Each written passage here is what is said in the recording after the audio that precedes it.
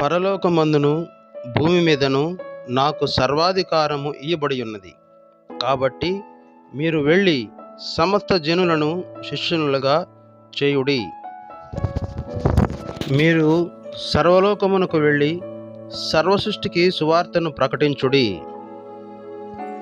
ప్రభువు అయిన యేసుక్రీస్తు చెప్పిన విధముగా ఇదిగో ఇక్కడ చూస్తున్న మేమందరము కూడా దేవుని సువార్తను ప్రకటిస్తున్నాం.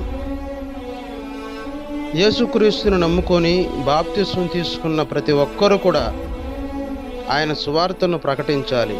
యేసుక్రీస్తు మానవుల కొరకు మరణించి తిరిగి లేచాడు, ఆయన నిజమైన దేవుడు అని మనం ప్రకటించే వారముగా ఉండాలి.